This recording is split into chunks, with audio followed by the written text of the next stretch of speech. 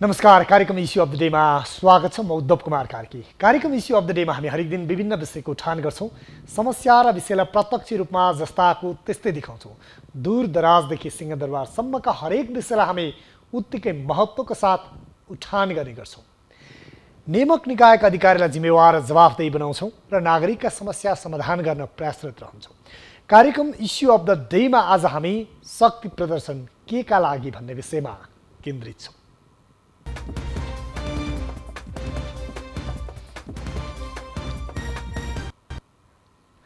यति बेला राजनीतिक दलहरूको शक्ति प्रदर्शन जारी छ। नेकपाको प्रचण्ड नेपाल समूहले हिजो मात्र मुलुक ठप्प पार्यो। आम नागरिकले दुःख पाए। आज फेरि प्रधानमन्त्री केपी शर्मा ओली समूहको नेकपाले नारायण हिटी दरबारको अगाडि शक्ति प्रदर्शन गर्यो। आखिर शक्ति प्रदर्शन कसका लागि र केका लागि? अझै नेपाली कांग्रेस, जनता समाजवादी पार्टी लगायत थुप्रै पार्टीहरूले यति बेला आफ्नो शक्ति प्रदर्शन जारी राखेका छन्। विशेष गरी प्रधानमन्त्री केपी शर्मा ओलीले प्रतिनिधि सभाको विघटनपछि त्यसको विरोधमा नेकपाको एउटा खेमा या भनौँ समूह, प्रचण्ड नेपाल समूह, नेपाली कांग्रेस लगायतका दलहरूले देशव्यापी रूपमा शक्ति प्रदर्शन र विरोध प्रदर्शन जारी राखेका छन्। तर यसरी प्रतिपक्षले शक्ति प्रदर्शन गरिरहँदा उही लहीमा या भनौँ त्यसलाई काउन्टर दिनको लागि भन्दै प्रधानमन्त्री केपी शर्मा ओली नेतृत्वको नेकपाले पनि यति बेला देशव्यापी रूपमा आमसभा र विभिन्न खालको शक्ति प्रदर्शन जारी राखेको छ र प्रधानमन्त्री पनि उसै गरी दौडधुप गर्दै जिल्लामा भेला र विभिन्न सभा सम्मेलनलाई सम्बोधन गरिरहेका छन्। र आज मात्रै काठमाडौँमा दरबार मार्गमा डिभाइडर समेत हटाएर शक्ति प्रदर्शन गरिएको छ। 3 लाख मानिस उतार्ने भनेकोमा कति उत्रिए त्यो भने केही बेरपछि थाहा नै हुनेछ। यद्यपि आजको नेकपाको ओली समूहको शक्ति प्रदर्शनको कारण पनि विभिन्न जिल्लाबाट जनसभामा सहभागी बन्न आउनेहरूलाई काठमाडौँ भित्राउने क्रममा आम नागरिकले भने शास्ति पाए। राजधानीको सवारी आवागमन अस्तव्यस्त बन्यो। शक्ति प्रदर्शनको यो जुहारीमा साँडेको जुदाई, बाछाको मिसाई भने जस्तो आम नागरिकले कहिलेसम्म दुःख पाउने? सुरुमा यो रिपोर्ट हेरौँ।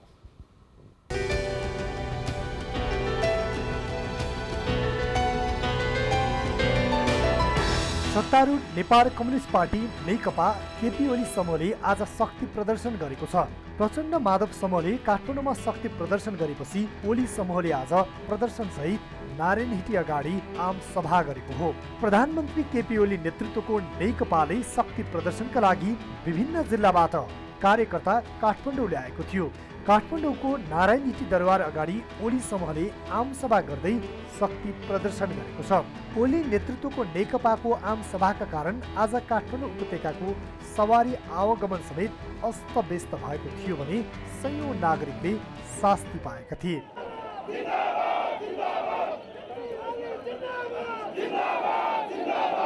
सभालाई प्रधानमन्त्री एवं पार्टी अध्यक्ष केपी ओली लगायतका शीर्ष नेताले सम्बोधन गरेका छन्। प्रधानमन्त्रीको सिफारिसमा राष्ट्रपति विद्यादेवी भण्डारीले संसद विघटन गरेपछि नेकपा 2 टुक्रा भएको छ। त्यस यता दुवै समूहले सडक प्रदर्शन र भेलालाई तीव्र बनाएका छन्। हिजो मात्र प्रचण्ड नेपाल समूहले आम हडताल गर्दै नेपाल बन्द गरेको थियो। तर सत्तामा भएको राजनीतिक दलले केका र कसका लागि शक्ति प्रदर्शन गरेको भन्दै नागरिक तहबाट असन्तुष्टि जनाइएको छ। संवैधानिक निकायमा समेत पदाधिकारी नियुक्ति गरेपछि प्रधानमन्त्री केपी शर्मा ओलीमाथि चौतर्फी विरोध र आलोचना भइरहँदा प्रधानमन्त्री केपी शर्मा ओलीले देशभर सभा र शक्ति प्रदर्शनलाई तीव्रता दिएका छन्। हो, यति बेला दुवै नेकपा शक्ति प्रदर्शनमा जुटेका छन्। आखिर यो शक्ति प्रदर्शन केका लागि र कसका लागि? दुवै समूहको आफ्नै दाबी छन्। यति बेला विशेष गरी सत्ताको बागडोर सम्हालिरहेको सरकारको नेतृत्व गरिरहेको केपी ओली नेतृत्वको नेकपाले चाहिँ यसरी प्रदर्शन र सभा गर्दै शक्ति प्रदर्शन गर्नु किन आवश्यक पर्यो? यति बेला नेकपाका केन्द्रीय सदस्य हुनुहुन्छ माधव ढुङ्गेल हामीसँग उहाँसँग यस विषयमा हामी संवाद गर्दैछौँ। माधवजी, यहाँलाई स्वागत छ इस्यु अफ द डेमा। धन्यवाद। यति बेला आज मात्रै काठमाडौँमा यहाँहरूले शक्ति प्रदर्शन गर्नुभएको छ, आम सभा गर्नुभएको छ। सत्तामा भएको दललाई यति बेला यो आम सभा गर्नु, शक्ति प्रदर्शन गर्नु किन आवश्यक पर्यो? होइन, सत्तामा भएको दललाई पनि त जनताको बिचमा आफ्ना कुराहरू डेलिभर त गर्नु पर्यो नि। जब एउटै पार्टी स्थापना गरेर दुईटा पार्टी मिलाएर विशाल पार्टी बनाएर दुईटा अध्यक्ष समेत बनाएर कार्यकारी अध्यक्ष समेत जिम्मेवारी दिएर सरकारले गरेका फङ्सनहरू कामहरूलाई जनस्तरसम्म पुर्याउने, कार्यकर्तामा प्रशिक्षित गर्ने दायित्व वहन गर्नुपर्ने पार्टीभित्रकै अब यो समान लेभलको कमरेडरले त्यो रोल नखेलेपछि सरकारले गरेको कामको पर्फर्मेन्स तल जाँदैन, थाहा हुँदैन। किनकि हामी त यस्तो पिरियडमा छौँ कि यो एउटा सङ्क्रमण कालबाट हामी अगाडि बढिरहेछौँ। जस्तो संहिता पहिलोचोटि कार्यान्वयन हुँदैछ, ऐनहरू भर्खर बन्दैछन्। अब यत्रो क्रिटिकल अवस्थामा सरकारको जिम्मेवारी लिएर चाहिँ सरकारले काम गरिरहेछ। अब भूकम्प पश्चात त्यसै पनि एउटा प्रताडित अवस्था थियो, त्यसको पनि मार अहिलेसम्म टुङ्गिएको छैन। कोरोनाले यत्रो विश्वव्यापी महामारीबाट नेपाली जनताले जुन अहिले त्यसको पनि सामना गर्नुपर्ने अवस्था बन्यो। त्यो सरकार एक्लैले मात्रै त्यो सबै कुराको धान्न सक्ने अवस्था थिएन। पार्टी सिङ्गो पार्टी, परिचालित हुनुपर्ने पार्टी जब जाम भएर बस्यो, त्यो चाहिँ चलायमान हुन सकेन, गतिशील हुन सकेन।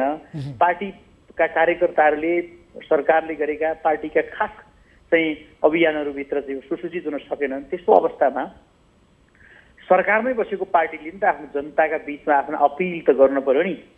यहाँले भन्नुभयो सरकारले गरेका काम कारबाहीलाई जनता समक्ष पुर्याउन, जानकारी दिन पनि यो जनसभा अपरिहार्य थियो यहाँले भनिरहँदा यहाँहरूले गरेको कामकाजको विषयमा प्रधानमन्त्रीले एउटा सम्बोधन गरिदिएको भए पनि हुन्थ्यो, मन्त्रालयगत प्रगति विवरण सार्वजनिक गरेको भए पनि हुन्थ्यो, मुख्य सचिवले प्रधानमन्त्रीले प्रगति विवरण सार्वजनिक गरेको भए पनि हुन्थ्यो।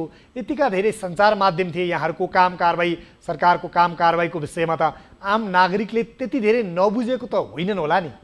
त्यस्तो होइन, पार्टी पङ्क्तिले नै विषयवस्तुलाई लिएर जानुपर्छ। किनकि पार्टी पङ्क्ति भनेको त्यस्तो चिज हो जसले अनेस्टली तल विषयवस्तु लग्यो भने त्यो तलसम्म चाहिँ प्रशिक्षित हुने स्थिति बन्छ। अर्को कुरा भनेको एउटा अर्को आवश्यकता भनेको चाहिँ पार्टीको आधिकारिकताको दाबी गरेर कमरेड प्रचण्ड सहितको कमरेडहरूले जसरी हामी नै मुख्य पार्टी हो, आधिकारिक हो भनेर उहाँहरूले बाहिर जनतालाई एउटा भ्रम सिर्जना गर्नुभएको अवस्थालाई पनि जनता कार्यकर्ताहरूको उपस्थिति कहाँ छ त भन्ने कुराको एउटा शक्ति देखाउनु पर्ने बाध्यता पनि बन्यो। त्यो पनि एउटा कारण हो यो अहिलेको जनप्रदर्शन। यसमा चाहिँ आम रूपमा एउटा केपी ओलीको विकल्प साँच्चै जनताले खोजेका हुन् त त्यो होइनन् भन्ने कुराको सन्देश त यो देशभरि भएका जनसभाहरूले पुष्टि गरिसक्यो। अहिले सेन्टरमा गरिएको जनसभाले पुष्टि गरिसक्यो होला। केपी ओलीबाट धेरै ठुलो आकाङ्क्षा चाहिँ जनताले राखेको हुनसक्छ, तर केपी ओलीको अल्टरनेट अर्को खोजेर त्योभन्दा अर्को उत्तम मान्छे चाहिँ अघिल्लो पुस्तामा छ भनेर खोजेको छ भन्ने कुराको चाहिँ मान्छेलाई भ्रम छ नि, त्यो भ्रमबाट मुक्त गर्नको लागि पनि यो चाहिँ जनप्रदर्शन आवश्यक थियो भन्ने हामीले ठानेर नै। भनेपछि आजको यो जनप्रदर्शनबाट जनताको समर्थन, कार्यकर्ता पङ्क्तिको समर्थन जनताको भन्दा नि यति बेला कार्यकर्ता उतार्नु भएको छ यहाँहरूले, त्यो कार्यकर्ता चाहिँ अधिकांश हामीमै छन् भन्ने पुष्टि भयो? लगभग यो त देशव्यापी रूपमै त्यसको भएका कार्यकर्ता भेला जनसभाहरूले पुष्टि गरिरहेकै छ। आम रूपमै पनि एउटा कामको हिसाबले, अभियानको हिसाबले, नेतृत्वले गरेको भूमिकाको हिसाबले पनि उहाँलाई अहिले आरोप लगाइएको भनेको एउटा केही पोलिटिकल एपोइन्टमेन्टहरूमा अलिकति सहयोद्धाहरूका आफ्ना खास पकेटका मान्छे राखिएनन् भन्ने विषयवस्तुको मुद्दा बाहेक त्यस्तो ठोस मुद्दा, वैचारिक चाहिँ विमतिको मुद्दा त केही छ जस्तो लाग्दैन। त्यसो हुँदा अब माधवजी, यहाँले भने जस्तै यदि शक्ति प्रदर्शनको कुरा गर्ने हो भने पनि सरकारले राम्रै काम गरिदिएको थियो भने पनि अर्को समूहले यहाँहरूलाई असंवैधानिक कदम चालेको भनिए पनि आखिर यहाँहरूले सत्ता सञ्चालन गर्ने, यति बेला सरकारका काम कारबाहीलाई अझ व्यवस्थित गर्ने, निर्वाचनकै कुरा भलै निर्वाचन होला नहोला यो विषय यति बेला सर्वोच्चमा पनि विचाराधीन छ, त्यसको तयारी गर्नुको साटो यहाँहरू आफै आन्दोलन, सभा सम्मेलन, जुलुस गर्दै हिँड्दा मुलुक कता जाँदैछ? सरकार जुलुस र भाइ, आमसभा यसरी- गर्दै हिँड्ने हो यसरी कि पनि नबुझौँ। सरकारले यो- तपाईँको राज्य संयन्त्रलाई यो चुस्त पार्टी दुरुस्त पनि हो, बनाएर यो सर्भिस रुलिङ पार्टी डेलिभरी पनि गर्ने हो। चुनाव घोषणा भएको छ, चुनाव घोषणा भएको छ, पार्टी पनि हो। यसले पार्टीले फेरि जनस्तरमा पुग्नु पनि पर्छ, यसलाई गतिशील बनाउनु पनि पर्छ। किनकि 3 वर्षदेखि पार्टी त जाम छ नि, पार्टी त चलेको छैन नि, त प्रशिक्षण भएको छैन नि, पार्टीका विषयवस्तुहरू तलसम्म पुगेका छैनन् नि। त्यसको एउटा आम रूपमा सेन्टरमा एउटा विशाल जनसभाबाट एउटा सन्देश दिने उद्देश्यका साथ यो कार्यक्रम आयोजना गरिएको हो।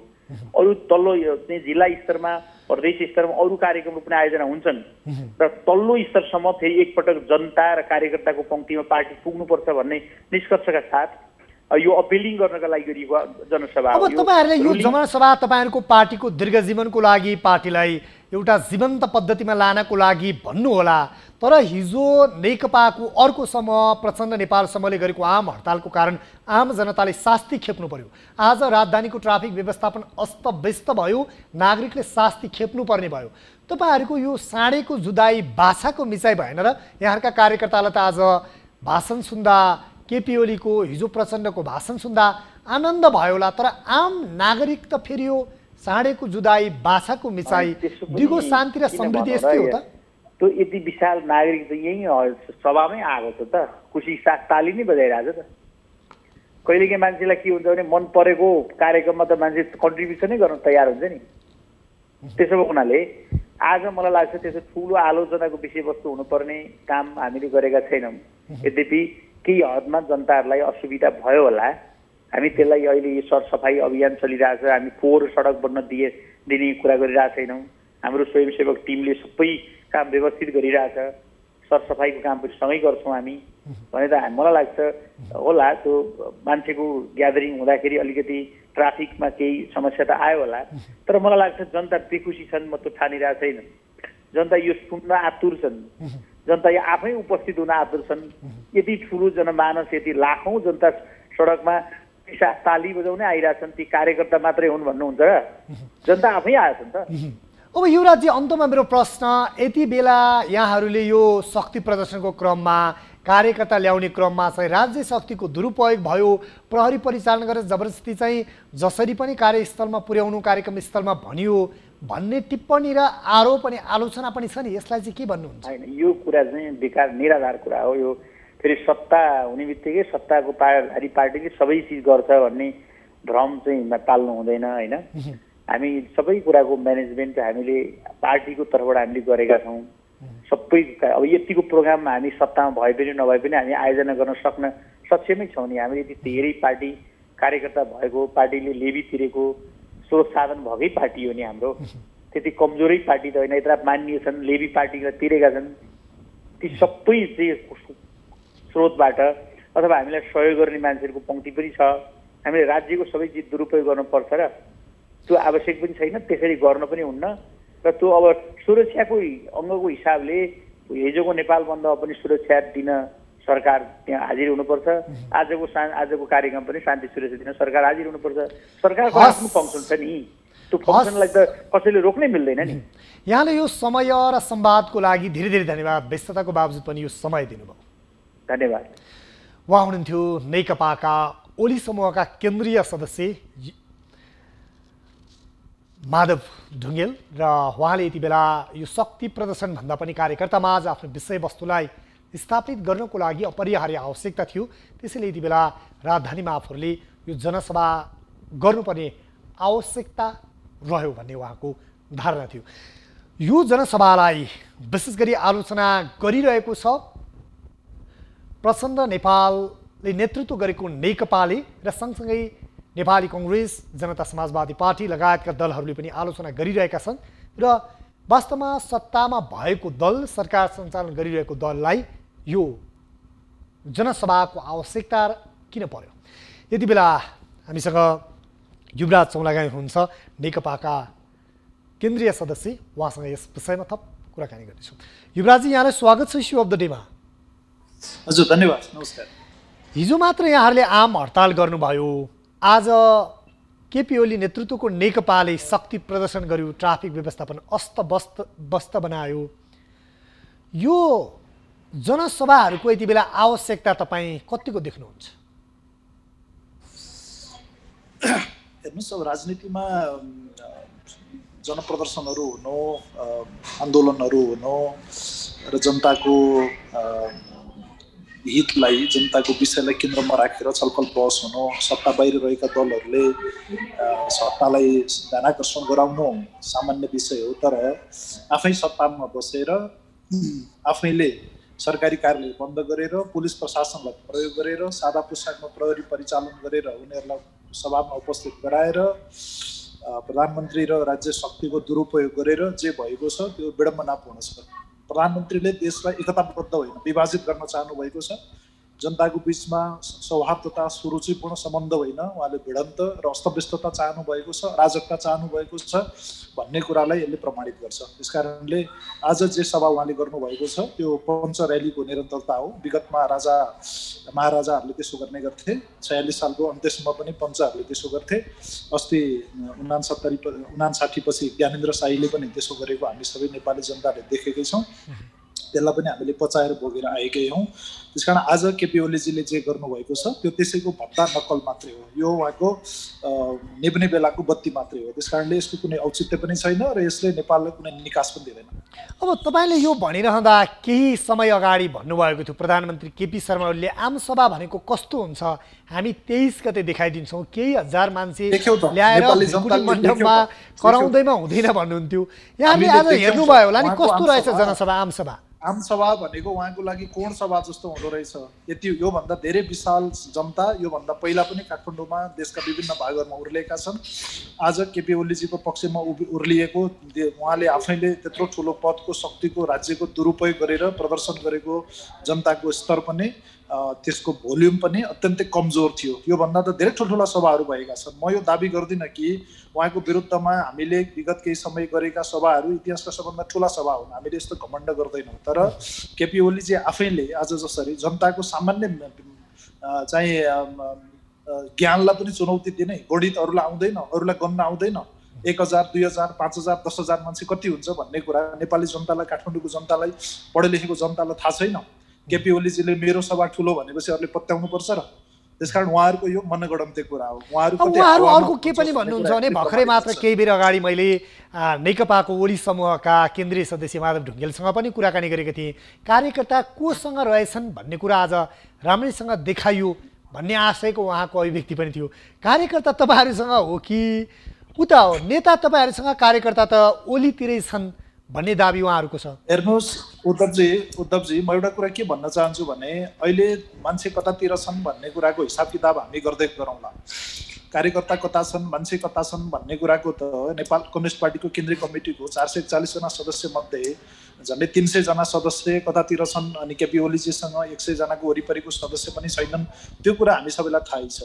देशभरि भएका प्रदेश कमिटीहरूको स्थिति के छ, जिल्ला कमिटीमा एउटा मात्रै जिल्ला कहाँ बहुमत छ उहाँहरूको देखायो भने, कुनै पनि स्थानीय तहमा कहाँ उहाँहरूको बहुमत छ पार्टी कमिटीमा उहाँहरूले देखायो भने, केन्द्रदेखि तलसम्म हरेक कमिटीमा अल्पमतमा पर्ने, हरेक कमिटीमा आफू चाहिँ उभिन नसक्ने, अनि हामीसँग कार्यकर्ता छन् भनेर सार्वजनिक रूपले केही हजार मान्छे भाडामा किनेर ल्याएर, अफिसहरू बन्द गरेर मान्छे ओसारेर ल्याएर सरकारी सम्पत्तिको शक्तिको दुरुपयोग गरेर योभन्दा लज्जास्पद, योभन्दा चाहिँ भद्दा कुनै नमुना हुन सक्छ र बरु कुरा के हो भने, म यसमा त धेरै टिप्पणी गर्न चाहन्न। मैले चाहिने कुरा पर्याप्त मात्रामा बोलि पनि सकेको छु जस्तो मलाई लाग्छ यो बारेमा। अहिले यहीँ पनि कुरा के हो भने, प्रधानमन्त्रीजीले को विरुद्धमा अहिले उहाँसँग फुटेर अथवा उहाँ सही हुनुहुन्न भनेर भन्ने नेकपाको संस्थापन पक्ष वा तपाईँले अहिले भन्नुभएको शब्द बहुमत पक्ष वा प्रचण्ड माधव पक्ष मात्रै छैन, त्यो मात्रै छ। र यो देशको कुन चाहिँ राजनीतिक शक्ति, कुन चाहिँ राजनीतिक दल प्रधानमन्त्रीको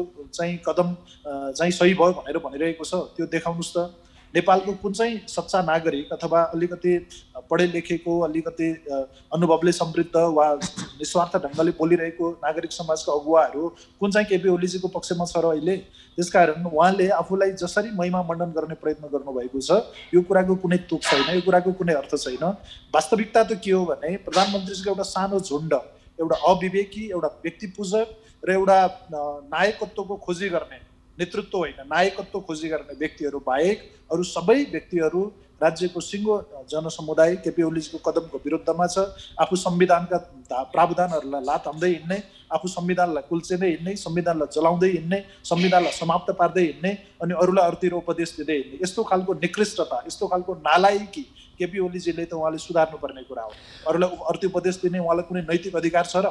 अब यहाँले यो गम्भीर प्रकृतिको आलोचना गरिरहँदा प्रधानमन्त्री केपी शर्मा ओली स्वयंले भन्नुभएको छ आखिर जनतामा जानु के नराम्रो कुरो हो त? म असफल रहछु, म गलत रहछु भने ठिक छ, जनतामा जाउँ, परीक्षण गरौँ, तपाईँहरू नै बहुमत ल्याउनुहोस् भन्नुभएको छ। किन यसलाई चाहिँ यहाँहरूले कोही पनि अस्वीकार गर्नुभयो? यो कुरा सबैले बुझे हुन्छ। जनतामा जाने हो, प्रतिस्पर्धा गर्ने हो र कुनै पनि प्रकारको गलत प्रवृत्तिलाई जनताको बिचबाटै परास्त गर्ने हो। जनताभन्दा माथि, जनताभन्दा बढी, जनताभन्दा चाहिँ सार्वभौम रूपले सम्पन्न अरू कोही पनि छैन, हामी कोही पनि छैनौँ। त्यस कारण जनताको बिचमा जाने कुरालाई डराएको हो। जाने कसरी भन्ने कुरा संविधानले निर्दिष्ट गरे अनुसार हुनुपर्छ कि पर्दैन? जनताको बिचमा एउटा कुनै सन्ती शासकलाई जति बेला मन लाग्यो त्यति बेला जाने हो? संविधानले निर्दिष्ट गरे अनुसार जाने हो? व्यवस्थाले निर्दिष्ट गरे अनुसार जाने हो? कसरी जाने हो जनताको बिचमा? जनताको बिचमा हामी हुङ्कारसहित जान्छौँ। जनताको बिचमा जानु कुनै डर छैन। हामी चुनावमा जान्छौँ, चुनावमा जानु कुनै डर छैन। तर त्यो चुनाव विधिसम्मत हुनुपर्छ। त्यो चुनाव नेपाली जनताको, नेपालको संविधानको हित गर्ने हुनुपर्छ। तपाईँ मान्नुहोस्, अहिले केपी ओलीजीले भनेको जस्तै गरी वैशाखमा चुनाव भयो रे नै भने पनि चुनाव त हुँदैन। तर वैशाखमा चुनाव भयो नै भने पनि त्यसपछि कति वर्षमा चुनाव हुन्छ देशमा? हरेक वर्ष चुनाव गर्दै हिँड्ने हामी? कोभिडले थला परेको अर्थतन्त्र छ, जनताको यो खालको स्थिति छ। आज प्रधानमन्त्रीजीले सार्वजनिक रूपले यो गरेर त्यो गरे भनेर भाषण गर्नुभयो, तर यो देशमा कोभिडको कारण थला परेको अर्थतन्त्रलाई उहाँहरूले कुनै ताण दिनुभएको छ? थला परेका व्यवसायहरूलाई कुनै उहाँहरूले इन्सेन्टिभ, कुनै राहत दिनुभएको छ? उहाँहरूले मान्छेहरू सडकमा आएर रित्तो हात कसले खाना दिन्छ भनेर खाना थापेर हिँड्नुपर्ने परिस्थिति बन्यो। उहाँहरूले कुनै कार्यक्रम दिनुभएको छ? अब यो आलोचना गरिरहँदा युवराजी के हो भने नेपाल कम्युनिस्ट पार्टीको नेतृत्वमा जब सरकार बन्यो, जनताको धेरै हामीले यस्तो खालको अर्थतन्त्र छ, यस्तो खालको जनताको स्थिति छ। भर्खर हामीले संविधान जारी गरेका छौँ, त्यो पनि संविधान सभाबाट जारी भएको संविधान छ। अरबौं रुपियाँ त्यसमा खर्च भएको छ। यसरी वर्ष नै चुनाव गर्दै जाने हो भने देश कहाँ पुग्छ? यो कुरा प्रधानमन्त्रीले बुझ्नु पर्दैन? यो कुरा उहाँहरूले बुझ्नु पर्दैन? यो कुरा सत्य होइन। आज उहाँको चुनावको पक्षमा को छ? कुन राजनीतिक दल छ? उहाँले एक्लै चुनाव गर्ने? काङ्ग्रेस चाहिँदैन, नेकपाको अर्को शक्ति चाहिँदैन, जनता समाजवादी दल चाहिँदैन, नेपालमा भएका दलहरू चाहिँदैनन्, संविधान चाहिँदैन त्यसको लागि। अनि उहाँले च्यात्नुभयो भने चिन्ता त के हो भने भोलि अरूले पनि संविधान च्यात्दै हिँड्ला। अनि त्यति बेला उहाँले के गर्नुहुन्छ? उहाँ सधैँ सत्तामा बस्नुहुन्छ र उहाँ सत्ता बाहिर रहँदा उहाँलाई अरूले यसै गरी गर्छ, फेरि अरूले उहाँको पक्षमा बोलिदिनुपर्छ। त्यस कारण उहाँले आज जे गर्नुभएको छ नि, यो कुरा सरासर असंवैधानिक छ। यो कुरा सरासर राष्ट्रिय आवश्यकता विरुद्ध छ। यो कुरा सरासर हामीले हिजो लडेर ल्याएको व्यवस्थाको विरुद्ध छ र यो उहाँ स्वयंको विरुद्ध पनि छ। त्यस कारण हामीले त्यसमा सचेत गराएको। यो स्थितिलाई आँखा चिम्लेर अनि चुनावमा किन नगएको भनेर हुन्छ र चुनावमा किन नजाने? हामी मजाले चुनावमा जान्छौँ, चुनावबाट डराएको छैन। चुनावमा जान्छौँ र केपी ओलीलाई सम्पूर्ण रूपले परास्त गर्छौँ। यो कुरा चाहिँ लेखेर राखेको हुन्छ। तर केपी ओलीले भनेको जस्तो सनकको भरमा चुनाव हुँदैन। अब यहाँहरूले यो भनिरहँदा, यो दुवै पक्षबाट एकअर्कालाई आलोचना टिक्का टिप्पणी भइरहँदा यति बेला दुवै दलको सभा सम्मेलनको कारणले गर्दा आम नागरिकले शास्ति पाएको विषयमा त यहाँ अवगतै हुनुहुन्छ। अर्को विषय चाहिँ कम्युनिस्ट पार्टीका नेताहरू, कार्यकर्ताहरू आदर्शको बडो कुरा गर्छन्, साम्यवादको सपना देखाउँछन् अनि अनेक सपना बाँड्छन् जनतालाई, विकास, दिगो शान्ति अनेक भनेका थिए यो निर्वाचन, अघिल्लो निर्वाचनमा जानु अघि पनि। आखिर कम्युनिस्टहरू सत्ता सञ्चालनमा संसारभर असफल हुन्छन् र सत्तामा गएपछि भागभण्डा नपुगेर टुक्रा टुक्रामा विभक्त हुन्छन् भन्ने यो दृष्टान्त त यहाँहरूले पेश गर्नुभयो नि। यो आधारमा हेर्दा कम्युनिस्ट पार्टी चाहिँ विश्वभर नै अलिकति यो सत्ता सञ्चालन गर्न र नागरिकहरूलाई सर्भिस डेलिभरी गर्न असफल भएको दृष्टान्त हो नेपालमा पनि। तपाईँले धेरै महत्त्वपूर्ण प्रश्न उठाउनु भएको छ। वास्तवमा कम्युनिस्ट पार्टीमा त्यो खालको परिस्थिति थिएन। मलाई दुःख छ कि आज हामी कम्युनिस्टहरू नेपालमा जनताले दिएको म्यान्डेट अनुरूप काम गर्न सकेनौँ। आज प्रधानमन्त्रीजी यत्रो पार्टी तोडफोड गरेर देशलाई खतम बनाएर संविधानलाई धुजा पारेर पनि बडो गर्वको साथ म सफल भइरहेको छु भनेर राख्नु भएको छ। उहाँले कसरी त्यसो भन्नुभएको छ? म त जिब्रो टोक्छु उहाँको यो पारा देखेर, होइन? सम्पूर्ण रूपमा अस्तव्यस्तता, देशभरि अस्तव्यस्तता सिर्जना गरेको छ, संविधान समाप्त पारेको छ, असंवैधानिक काम गरेको छ र यो सारा कदम गरिसकेपछि, पार्टी विभाजन गरिसकेपछि, जनतालाई, कार्यकर्तालाई रुवाइसकेपछि उहाँ भन्नुहुन्छ कि म सफल भइरहेको छु, उहाँ भन्नुहुन्छ कि मलाई अब सजिलो भएको छ, उहाँ भन्नुहुन्छ कि मैले राम्रो गरेँ। त्यस कारणले कम्युनिस्ट पार्टीमा यो सत्तालाई, यो जनताको मतलाई यो जनताको विश्वासलाई जोगाएर राख्न सक्ने तागत चाहिँ थियो, तर त्यसको नेतृत्व हामीले सही मान्छे पठाउन सकेनौँ, त्यसको प्रतिनिधित्व गर्ने सही मान्छेलाई हामीले जिम्मा दिन सकेनौँ र एक प्रकारले भन्दाखेरि सिङ्गो पार्टीले त्यसलाई चाहिँ के भने कन्ट्रोल गर्न, त्यसलाई सही बाटोमा लिएर जान सकेन। यसको लागि म विनम्रतापूर्वक नेपाली जनता सामु माफी माग्न चाहन्छु, हामीलाई मत दिने मतदाताहरू सामु माफी माग्न चाहन्छु। तर उहाँहरूले बुझ्नुपर्छ कि यो केपी ओलीको सनकको कारण भएको छ। उहाँहरूले बुझ्नु भएको छ कि केपी ओली जस्तो व्यक्तिगत रूपले अत्यन्तै महत्त्वाकांक्षा राख्ने, संविधान र देशको प्रावधानहरूलाई चाहिँ देशको भविष्यलाई राम्ररी हेर्न नसक्ने, अरूको आकाङ्क्षालाई भन्दा आफ्नो व्यक्तिगत तुष्टिलाई बढी हेर्ने उहाँ नेतृत्वको कारणले यो परिस्थिति सृजना भएको छ। त्यसकारण यसको दोष सिङ्गो कम्युनिस्ट पार्टीलाई दिनुभन्दा पनि, किनभने हामीले त्यो बारेमा छलफल चलाएको यहाँहरूलाई थाहा छ, हामीले त्यो बारेमा अहिले पनि सडकमै निस्केर कार्यक्रमहरू गरिरहेको नेपाली जनतालाई थाहा छ, तपाईँहरूलाई थाहा छ। त्यसकारण सत्य अहिले कम्युनिस्ट पार्टीमा सापेक्षित रूपले सङ्गठनभित्र विजय हुन सके पनि सत्तामा त्यो कुरा विजय हुन सकिरहेको स्थिति देखा परेन। त्यसकारणले चाहिँ सत्तामा सही मान्छे पठाउनु पर्ने रहेछ भन्ने कुराको एउटा सबक यो कम्युनिस्ट पार्टी मार्फत सिङ्गो देशलाई हामी सबैलाई प्राप्त भएको छ र यसप्रति हामी अरू बढी गम्भीरतापूर्वक समीक्षा गर्ने चरणमा आइपुगेका छौँ भन्ने मलाई लाग्छ। हस् शिवराजी, यो विश्लेषणात्मक दृष्टिकोण र विचारको लागि यहाँलाई धेरै धेरै धन्यवाद। हस्, धन्यवाद यहाँलाई पनि र सबै श्रोताहरूलाई पनि नमस्कार। उहाँ हुनुहुन्थ्यो युवराज चौलागाई, केन्द्रीय सदस्य नेकपाको प्रचण्ड नेपाल समूहका। र यति बेला दुवै पक्ष या भनौँ नेकपाको दुवै खेमा र नेपाली कङ्ग्रेस लगायतका दलहरू शक्ति प्रदर्शनमा छन्। यो शक्ति प्रदर्शनको आवश्यकता र औचित्य के, आज हामी यो विषयमा केन्द्रित छौँ।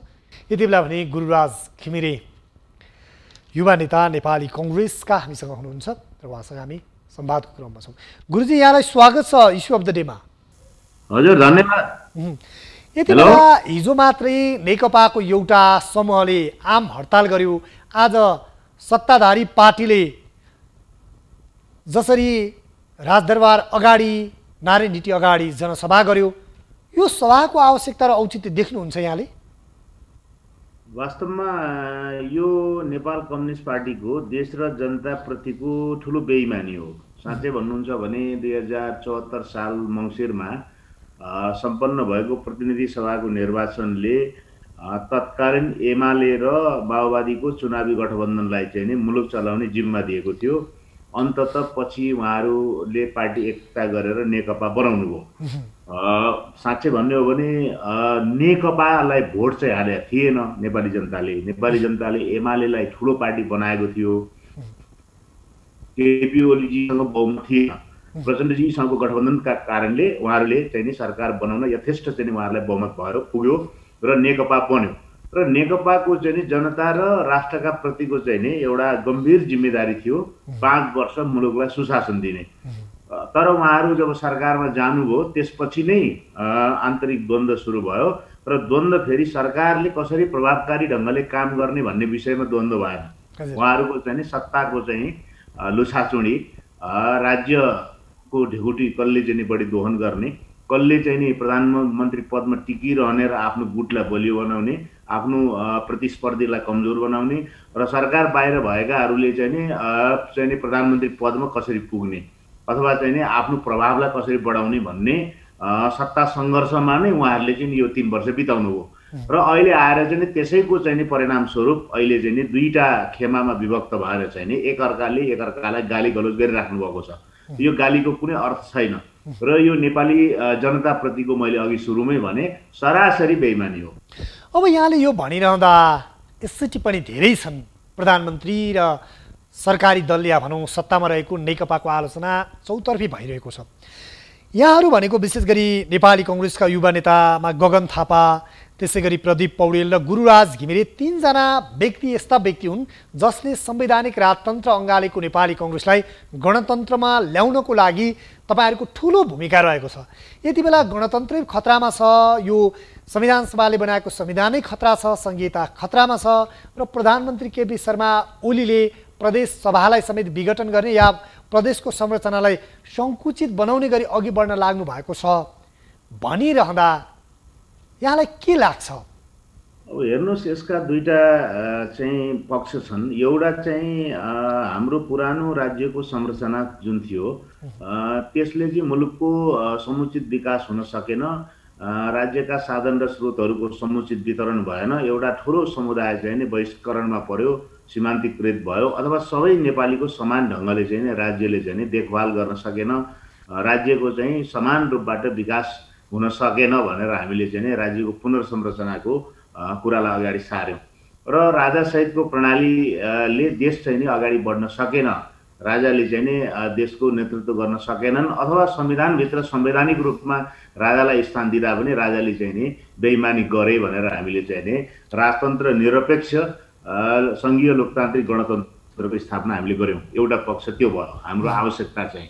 अब तपाईँको अर्को कुरा के हो भने 62-63को चाहिँ नि जनआन्दोलनको दौरानमा चाहिँ नि जो व्यक्तिको अग्रणी भूमिका छैन, होइन, जुन चाहिँ नि पात्रले सङ्घीय लोकतान्त्रिक गणतन्त्र स्थापना चाहिँ नि मूल भूमिका निर्वाह गरेको छैन अथवा चाहिँ नि प्रतिबद्धतै छैन त्यसप्रति, ती पात्रहरूको हातमा चाहिँ नि मुलुक पुग्यो। अहिले त्यसको दृष्टान्त चाहिँ अहिलेका प्रधानमन्त्री हुन्। वास्तवमा साँच्चै नै यहाँले यो भनिरहँदा प्रधानमन्त्रीबाट गणतन्त्र र संहितालाई खतरा छ भनेर नेकपाको अर्को समूहले बोले जस्तै यहाँहरूको पनि बुझाइ हो कि त्यो खतरा छैन?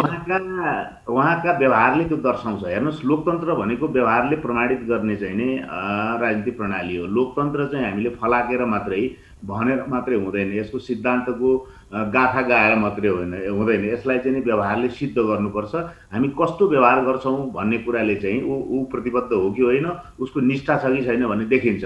हेर्नुहोस्, दुनियाँमा चाहिँ नि निर्वाचनैबाट तानाशाहहरूको उदय भएको छ, अधिनायकवादी शासकहरूको उदय भएको छ दुनियाँमा, होइन, निर्वाचनबाटै आउँछन् र पछि तानाशाहमा परिणत हुन्छन्। हिटलर त्यसरी नै उदाएको थियो, मुसोलिनी त्यसरी नै उदाएको थियो, रोबर्ट मुगाबे त्यसरी नै उदाएको थियो। संसारमा यस्ता अनगिन्ती दृष्टान्तहरू छन्। त्यसै गरी केपी ओलीजी जब प्रधानमन्त्री बन्नुभयो, उहाँका लागि चाहिँ विगतको खोट मेट्ने एउटा अवसर थियो। जसरी 62-63को बेलामा उहाँले आन्दोलनलाई कमेन्ट गर्नुभएको थियो, टिप्पणी गर्नुभएको थियो, त्यो खोट मेट्ने अभूतपूर्व अवसर उहाँलाई प्राप्त थियो।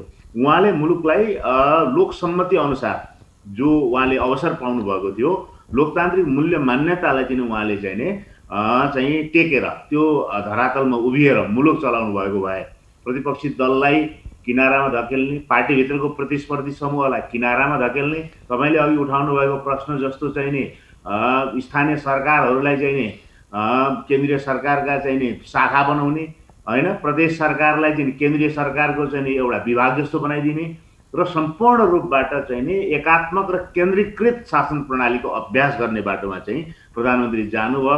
उहाँले चाहिँ के भन्छ चाहिँ राजस्व अनुसन्धानदेखि राष्ट्रिय अनुसन्धानसम्म र अरू पनि विभिन्न कतिवटा निकायलाई उहाँले चाहिँ प्रधानमन्त्री सम्पत्ति शुद्धिकरण लगायतका निकाय, उहाँले मिडिया काउन्सिल विधेयक ल्याएर उहाँले चाहिँ नि संसार क्षेत्रलाई चाहिँ नि आफ्नो मुठीमा राख्न खोज्नुभयो। मानवाधिकार विधेयकदेखि लिएर सुरक्षा परिषद सम्बन्धी विधेयकदेखि लिएर यावत विधेयक ल्याएर उहाँले प्रजातन्त्रलाई खुम्च्याउन, लोकतन्त्रको चाहिँ एउटा दायरालाई चाहिँ सीमित गर्ने प्रयत्न उहाँले गर्नुभयो। त्यसबाट के प्रमाणित हुन्छ भने उहाँको शासन शैली अधिनायकवादतर्फ अग्रसर छ भन्ने प्रष्टै छ। त्यसैले अब अरू पार्टीहरूले के भने उहाँहरूले के आफ्नो विश्लेषणको आधारमा भन्नुभयो होला, या आपसमा तिक्तता व्यक्त गर्न मात्रै भन्नुभयो होला, किनभने सिङ्गो कम्युनिस्ट पार्टी सङ्घीय लोकतान्त्रिक गणतन्त्रप्रति प्रतिबद्ध हुँदैन, त्यसलाई उपयोग गर्ने मात्रै हो, उसको सिद्धान्तले नै अनुमति दिँदैन। त्यसो भएको हुनाले प्रचण्ड माधव नेपालजी हुनुहोस् या चाहिँ नि केपी ओली हुनुहोस्, उहाँहरूको सिद्धान्तले सङ्घीय लोकतान्त्रिक गणतन्त्रलाई आत्मसात गर्नै दिँदैन। त्यो बाटोतर्फ जाने सिद्धान्तै होइन, त्यसमा विश्वास गर्ने, निष्ठापूर्वक अभ्यास गर्ने सिद्धान्तै होइन। त्यसैले उहाँहरूको आरोप प्रत्यारोपतर्फ म जान चाहन्न।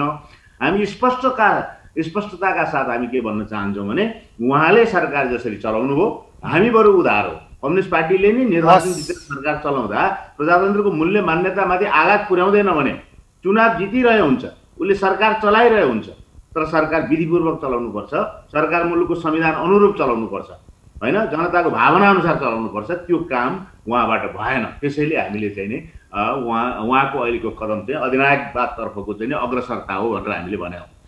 हस्, यहाँलाई यो महत्त्वपूर्ण समय र यो संवादको लागि धेरै धेरै धन्यवाद। उहाँ हुनुहुन्थ्यो गुरुराज घिमिरे, नेपाली कङ्ग्रेसका युवा नेता। अब हामी यस विषयमा विश्लेषक श्याम श्रेष्ठसँग थप कुराकानी गर्ने जमर्कोमा छौँ।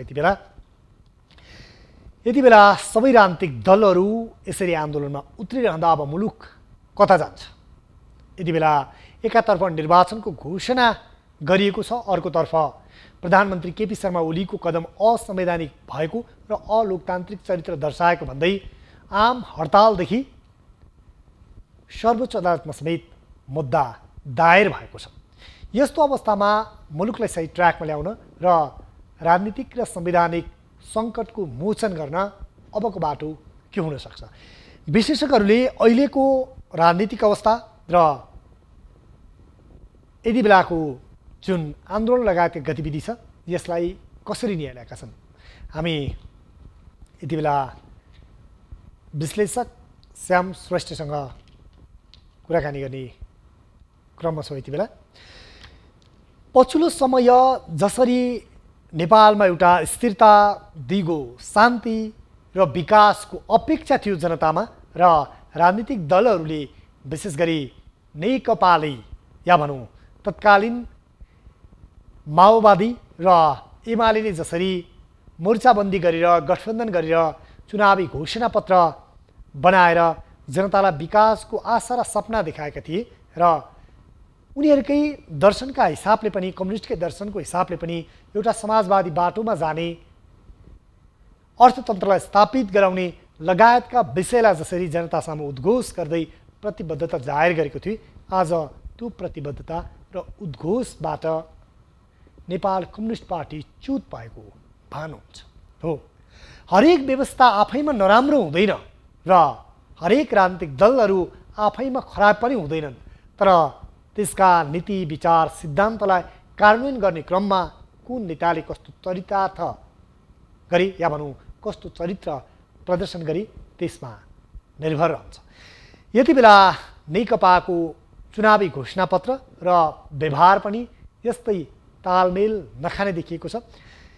अहिलेको यो सङ्कटकालीन अवस्थामा या भनौँ एउटा राजनीतिक सङ्कटको यो अवस्थामा मुलुकलाई पुनः सही दिशामा फर्काउनु पनि जरुरी छ र जसका लागि राजनीतिक दलहरूले थप प्रयत्न गर्नु आवश्यक छ।